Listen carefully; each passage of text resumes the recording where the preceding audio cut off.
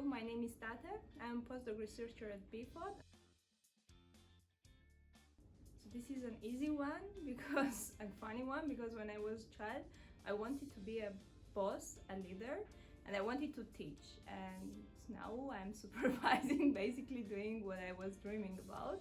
But when I was already in my teenager years, I was already dreaming to be a scientist because I like to experiment, and after the first and only failed exam, which was in physics, all my teachers were telling that you are becoming a scientist. I don't know why, but it was just because I was not able to write down exercises, but I was understanding all the physics behind. So, well, leadership, science, so everything there, and now I'm having it basically. For no one, it was really a surprise because I really liked to experiment from my childhood, and for my parents, for my family, friends, it was like a natural choice. It's a hard one because for me personally, I don't know, I don't have this choice in front of me. I believe no, because it doesn't matter to choose between one of two, but it's more about the priority of the moment.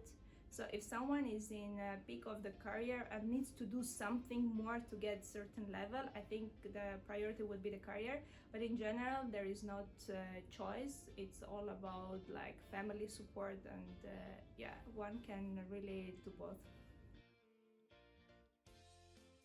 Oh yes, since high school, since bachelor years of the university, I was always compared to my male classmates.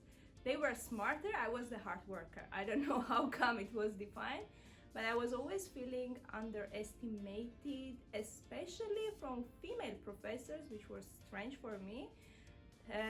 The girls were underestimated in their smartness, which is not really a good point, but it never brought me down, but in opposite, it always motivated me to develop, to be better, to show that I am able to do what the others also do and do it better, but not compared to the male colleagues, but compared to me, myself, yesterday and tomorrow. So yes, there were episodes in my career, but never stopping me, rather motivating me. To encourage girls, and generally to encourage everyone to study science, I truly believe that it should become from family. And firstly, we have to educate parents to treat their kids in a way that a science is cool thing, science is good thing. Like being a scientist, it's not being nerd, but it's being someone who invents things for everyone else.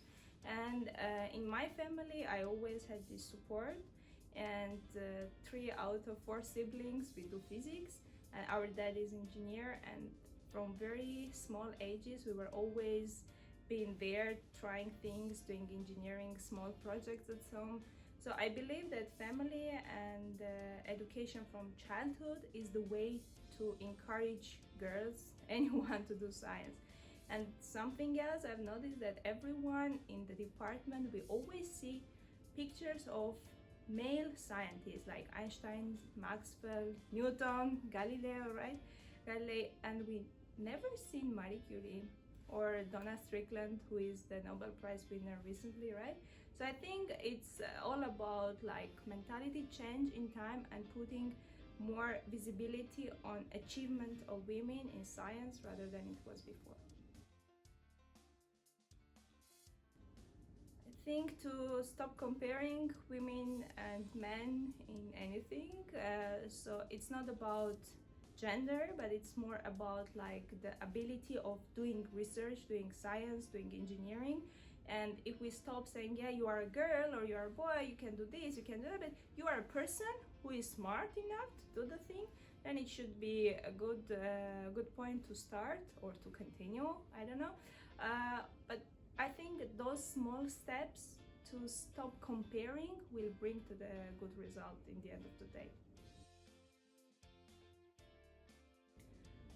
Well, women and men, they have completely different points of view and ways of thinking, and bringing this diversity of ways of thinking to science will just be as good as possible, because women and men will look at the same problem from different perspectives and find the better solution, which is actually something I notice around with my male and female colleagues. They have different ways of thinking, and this always brings a good result. So just basically diversity in the ways of thinking, not in gender, but thinking. I know that B-PHOT is one of the quite rare groups in our field that really truly has the gender balance, and everyone in B-PHOT feels safe regardless the gender, and it's just amazing environment to be.